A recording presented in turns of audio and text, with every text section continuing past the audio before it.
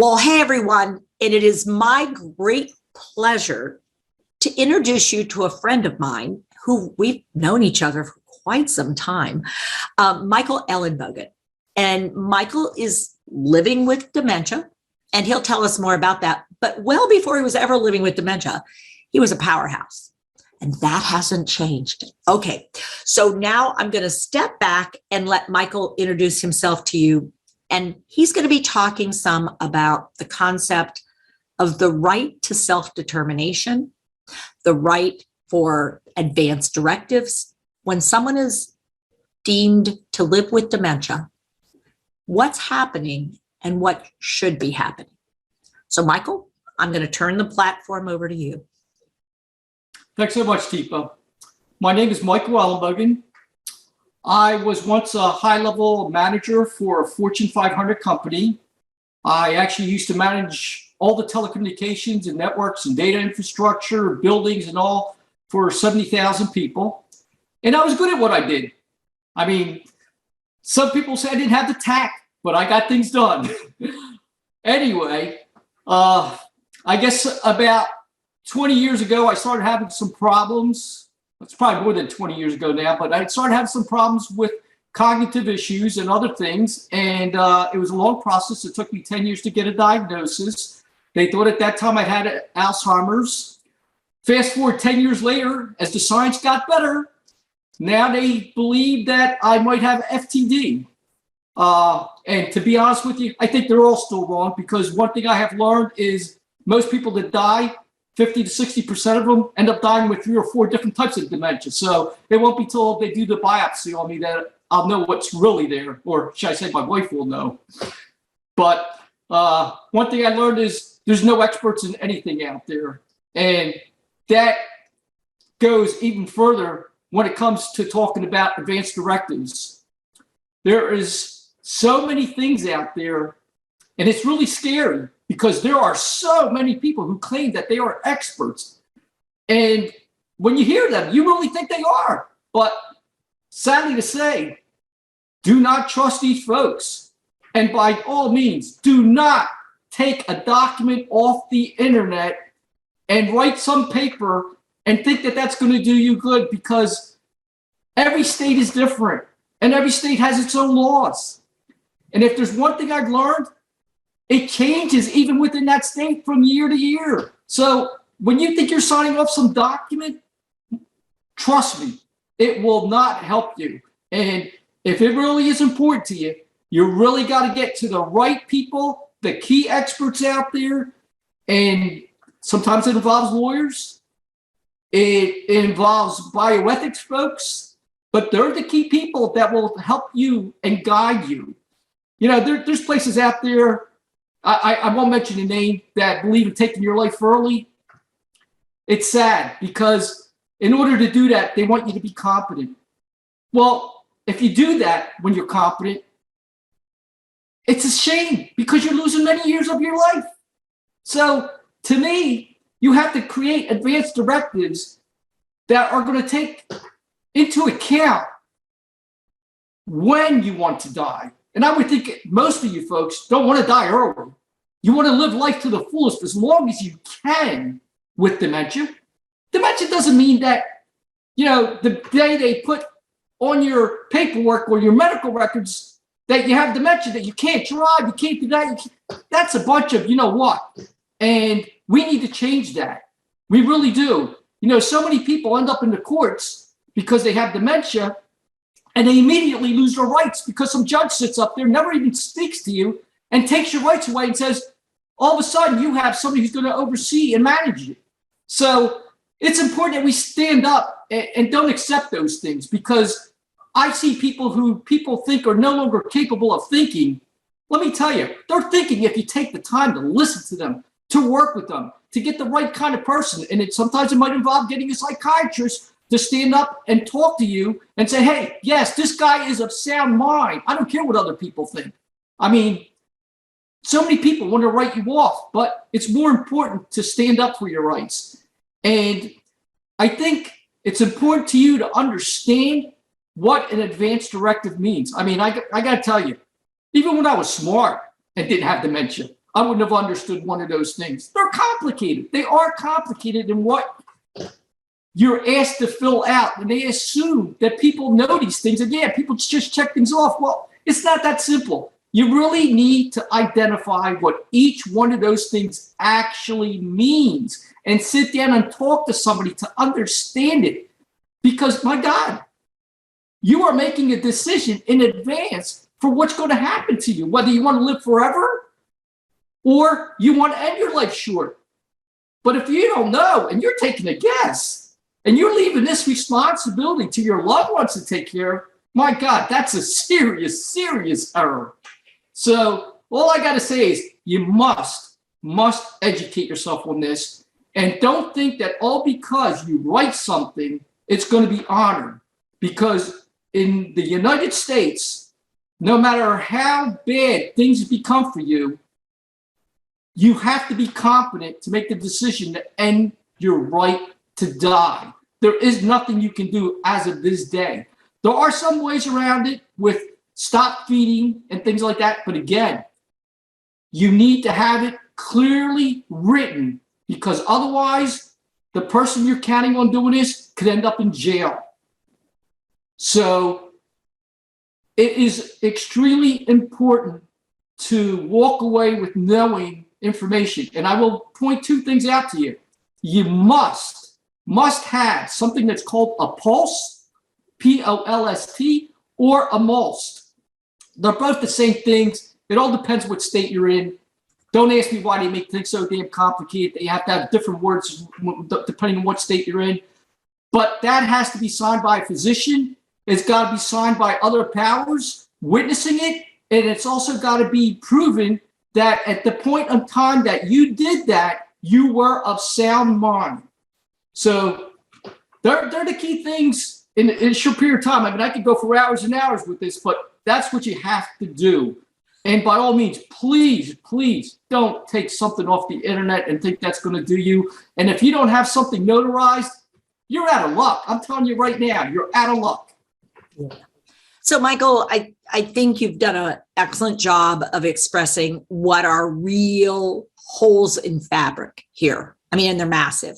So I'm going to do an example, just a really simple one. Okay, so I don't want any art. I mean, this is one of those things. I don't want any artificial means of substance.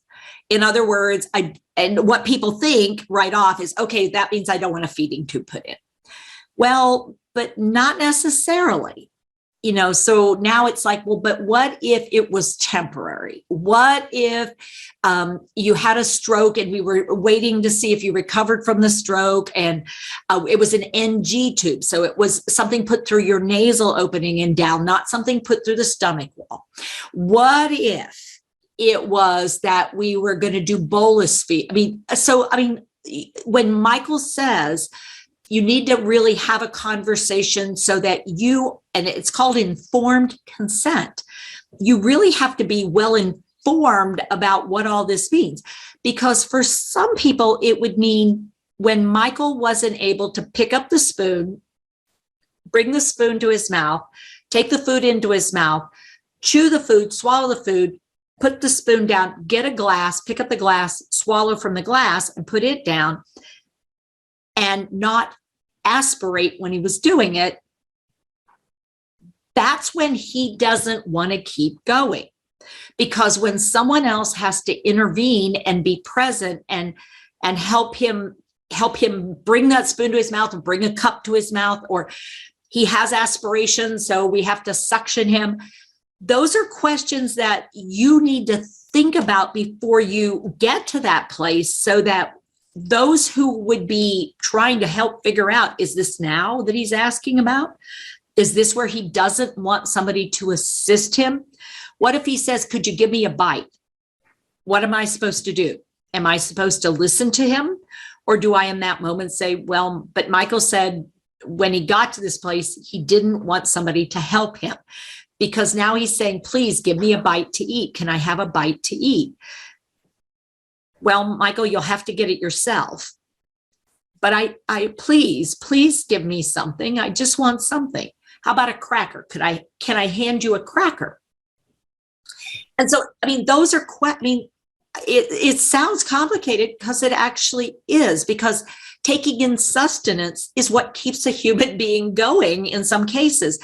But at the same time, you have a condition where the parts of your brain that allow you to choose, swallow, breathe, drink, process what's going through your body, eliminate that which you don't need anymore. It's a process, not a moment in time. It's complicated. And so, Michael, do you want to go ahead? Because we had a conversation long ago now about orange soda. I distinctly remember orange soda was the point of the conversation. And you did a blog or a post or something. I don't even remember what. Never thicken orange soda and give it to me. And I remember it so distinctly because I was thinking, yeah, I don't want thickened coffee either. Because, for me, I've tried it. I mean, I've literally, just like you, tried it. I tried it. And it's like, this is really gross. I mean, I'm sorry, this is really gross. I can't conceive of it never, ever, because I have such a strong kinesthetic tactile reaction to things in my mouth. I've always been sort of picky about stuff, and what I like, and what I like. I don't remember about you and oysters. Me and oysters have no room to negotiate. I mean, it's like, me and raw eggs, that kind of stuff in my mouth is super awful. So talk to us a little bit about, first your reaction to what I've said, but then talk about this personal, your personal statements a little bit. You're absolutely correct with what you said. I totally agree with you. And the one thing I probably didn't mention earlier is that besides you writing this out, it is extremely, extremely important to speak with your loved ones around you so they know what your wishes are. You don't want them to get some piece of paper at the end and they'll be guessing at it. That's the last thing you want to do, because I will tell you, these things are very complicated. So you don't want somebody guessing. You want somebody to really know your wishes. And the only way they're going to know your wishes is to have that hard conversation. And believe me, it is a hard one to have. A lot of people don't want to have that conversation. And it's tough. I get it. But you also don't want to rely on giving somebody a piece of paper and put them on the spot, because that's going to make it worse. So, you're actually making it better for them to feel more comfortable to execute your plan. So I think that's critically important. So Michael, honestly, very few people have a heart attack and just boom, they're gone. And so, and you had to decide. So they had this massive heart attack. Shall we try to revive them? Shall we put a feeding tube? And that's like, yeah, that's a straightforward, you said no, okay. You stop breathing. You said no, okay. That's not what typically with dementia we're talking about. It's rare that it's like that. You have a massive stroke. Shall we try again to bring her through rehab? No, because she said no. But this is more what we're talking about, is this gradual shifting of abilities that can be hard. Like, how many times do we treat with antibiotics before we say, okay, this is a chronic problem, that swallowing is a chronic problem for Michael, let's say. What did Michael talk about if it became a chronic thing, like one bout of antibiotics, yeah, anybody could swallow the wrong way, you end up with a UTI, whatever it is, a bout or two of antibiotics, whatever you decide is right for you, but we're getting into a pattern. This is a pattern. Now we're on 3rd generation antibiotics. And every time you take them, you end up with really horrible diarrhea and you're miserable, because that's the antibiotic you need and it's hard on your gut. So, these conversations. So is that sort of what you're thinking about, or something else? No, that's exactly it. And, my document, believe it or not, is probably about 33 pages long, because it spells out under what conditions I no longer want to live, what combination of conditions, and a lot of it is also given the power to the person who's going to be overseeing me to be able to override a little bit of that based on what they see for issues like you said. Hey, if I had a heart attack today, of course I want to continue to live. And what people don't realize, when you go into the hospital and you have a surgery and things like that, all those things get thrown out the door. It doesn't mean all because you have a DNR doesn't mean they're going to not do that. They will do that. That's a part of trying to bring you back alive because you had some other condition they were working on you. So that there's so much misconception out there that people think that, because I have a DNR, they're not going to do something when I'm in a car accident. That ain't true. That is not true. That's going to be the first thing that they do. That's their job. That's their role. That's their responsibility.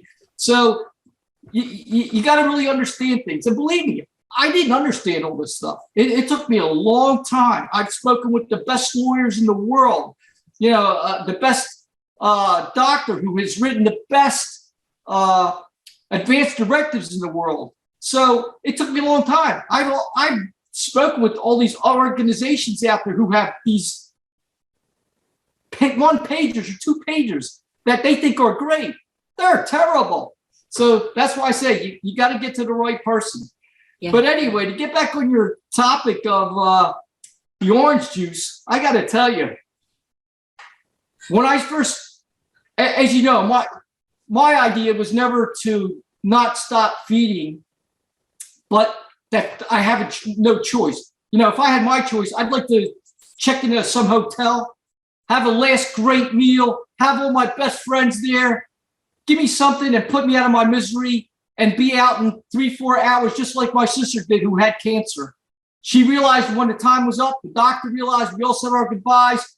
They gave her that morphine and boom, she was gone in a happy place. She suffered a long, long time. She was entitled to it. So that's what I would really love. My second choice is, unfortunately, I have to be forced to starve 7 to 14 days, not because I want it, but because that's what the laws are today. So I wanted to realize, because there's so many people out there who talk about having puree foods and all these things, and is it worth going down that path? So I had to investigate it. I can't make statements or comments unless I know what the hell I'm talking about. So I said, well, what do I like a lot? And I said, well, I like orange juice, orange soda. And I said, that's something I would like to have towards the end and be able to enjoy that. That's a thing I enjoy out of life. So I got some of that stuff. It was sent to me, and I put it in here. In fact, I tried it more than once because I thought I might have screwed it up because it was so bad. And I had my wife help me the second time around, and oh my God, the stuff was so terrible.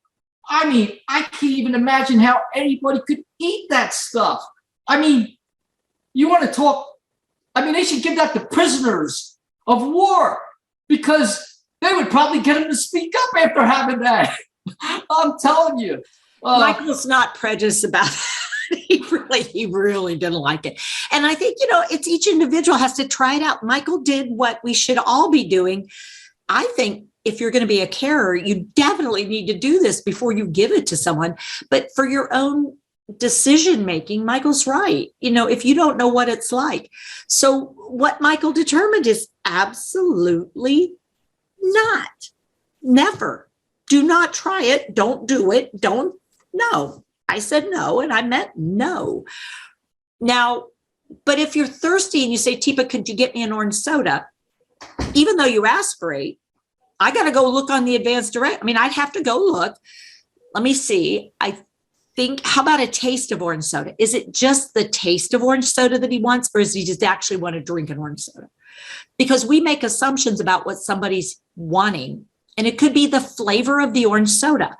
So a little bit, taste it. That was all he wanted. He just wanted to taste orange soda. He wanted to smell it. He wanted to taste it. He wanted to feel a little bit in his mouth. Not enough, not enough to swallow a swig of orange soda. I don't know, but I know it's my responsibility as a person who's going to support Michael that I should do what he's given me this information, and his partner who's helping me. Is this what we're going to try? Do you want to try this? Because it's going to be a little trial and error. As much as we'd love to say it's black and white, it's still not black and white, but we know in the right ballpark. We're on this hand, not on this hand.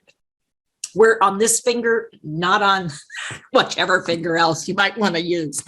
But we're focusing in on this area because this is the room to move that we have, given what Michael's directed us about.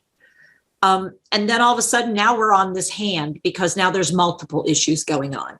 And now we're having to figure it out, which is what Michael is trying to provide in advance, is the ability to help both the person who's going to speak for him, but also those who are trying to figure out how to do the right thing by Michael, who are professionals, maybe experts in their own field, but they're not an expert on Michael. He's the only expert on Michael.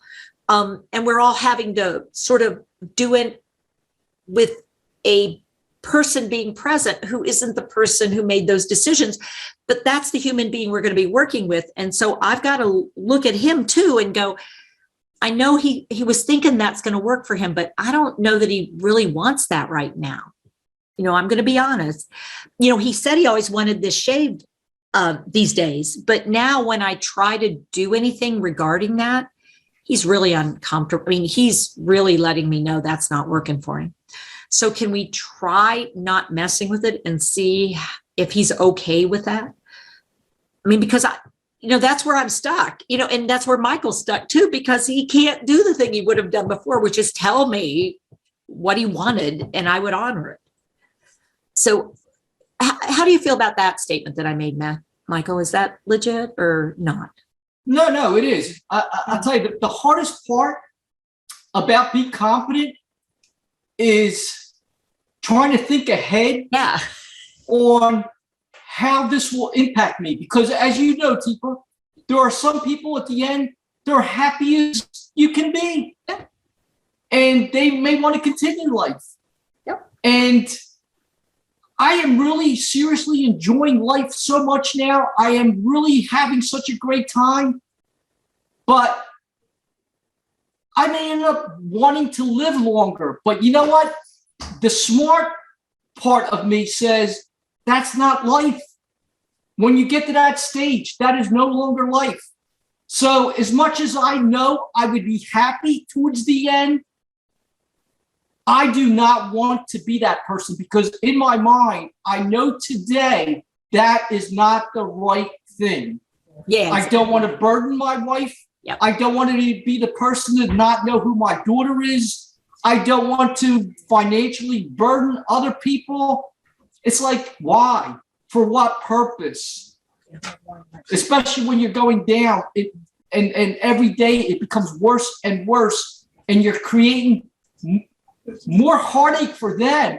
For me, I probably wouldn't know at that point in time.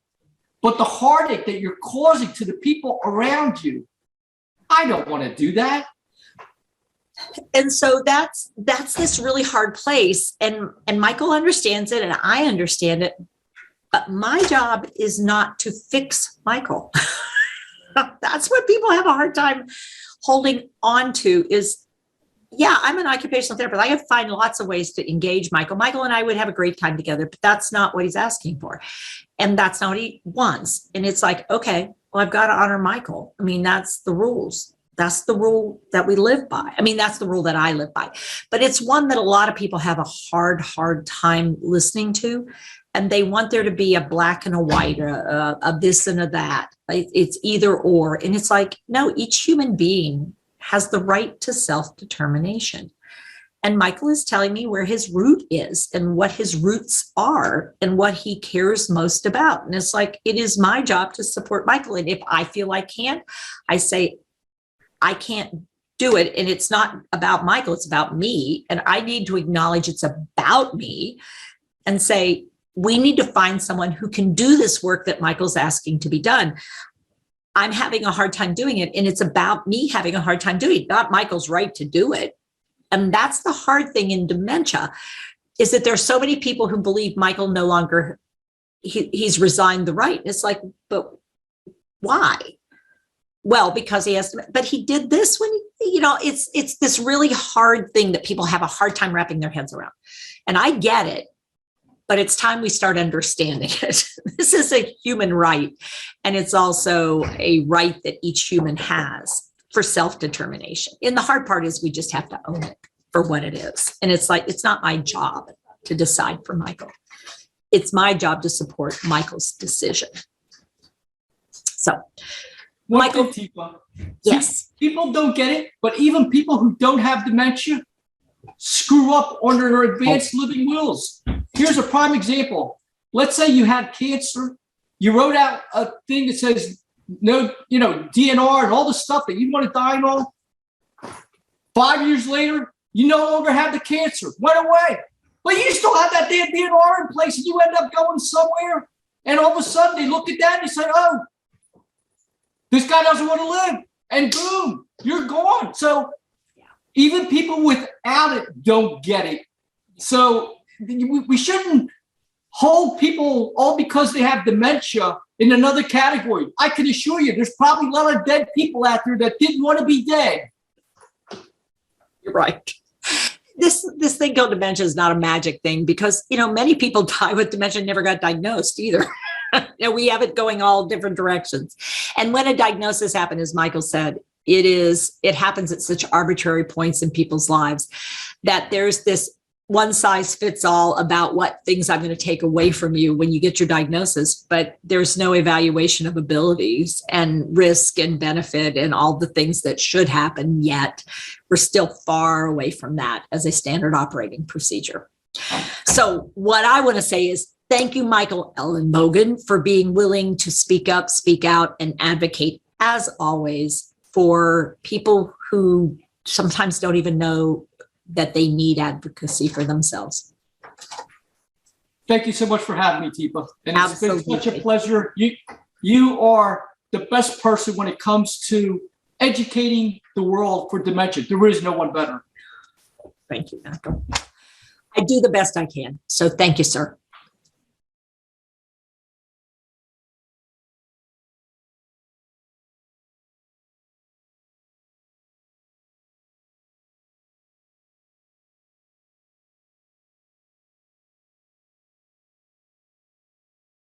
Hi, I'm Teepa Snow, and you just found our YouTube channel and watched one of our videos. I'm the owner and founder of Positive Approach to Care. Thanks for watching, and if you liked, if you have a comment about, or you would, please share it with people you know. Oh, and if you haven't yet done it, consider subscribing. We'll let you know when the next new video comes out, and you might want to visit our website, www.teepasnow.com, where you'll find other resources as well. See you there.